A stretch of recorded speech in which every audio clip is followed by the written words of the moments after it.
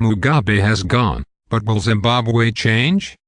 Up to the moment itself the extraordinary session of Parliament had proceeded along expected lines.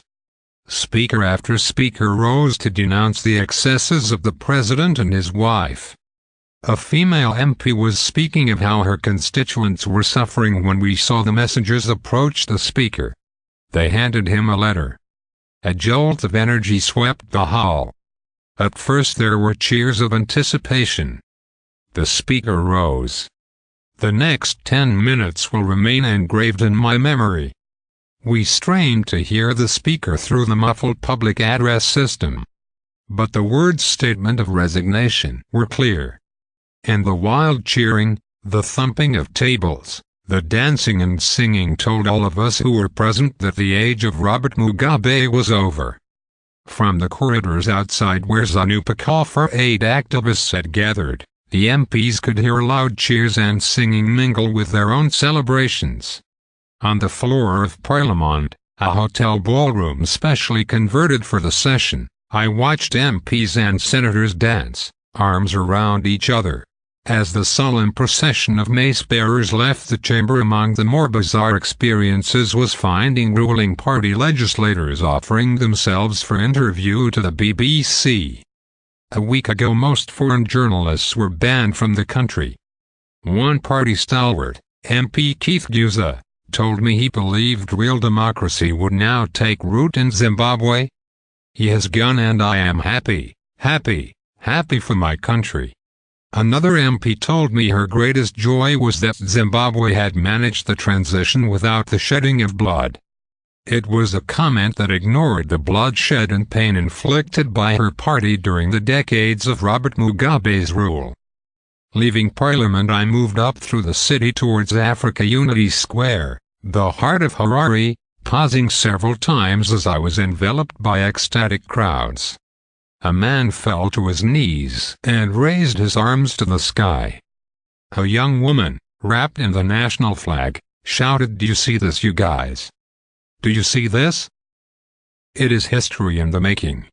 On the square I ran into Ben Freeth, a farmer who lost his land and whose family were brutally tortured during the land invasions.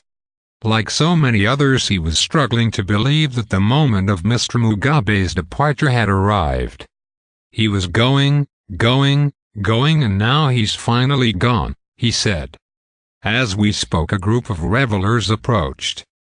Suddenly we were surrounded by embracing arms. "And you can see," said Ben, "we are in this together. Will this spirit of unity, this freedom from fear, endure under a new dispensation? I cannot be at all certain." The presumptive new leader, Mr Mnangagwa, is mired in the excesses of the Mugabe era. He was the deposed president's loyal henchman for decades and only struck against him to prevent Grace Mugabe from succeeding to the presidency.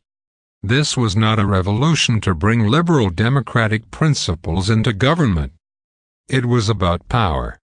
That said, there are significant pressures on the new leader to embark on a program of meaningful change. The corruption and tyranny of the past will not attract the international financial aid and investment that is needed to rescue the nation's shattered economy.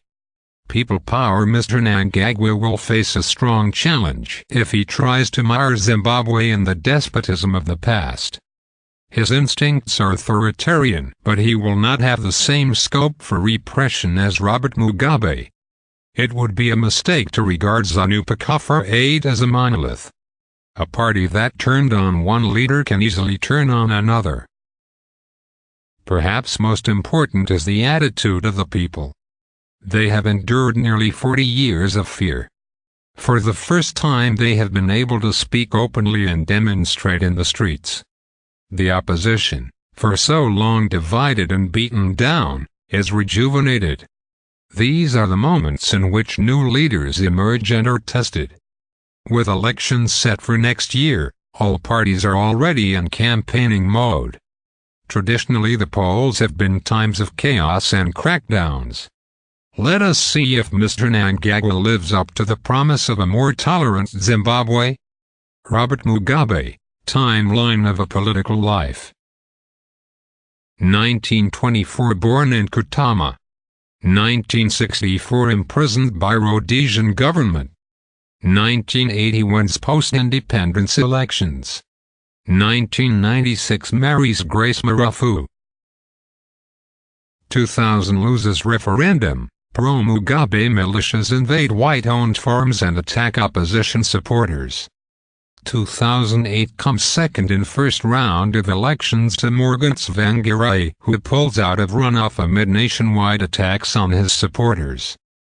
2009 amid economic collapse, swears in Mr Tsvangirai as Prime Minister, who serves an uneasy government of national unity for 4 years.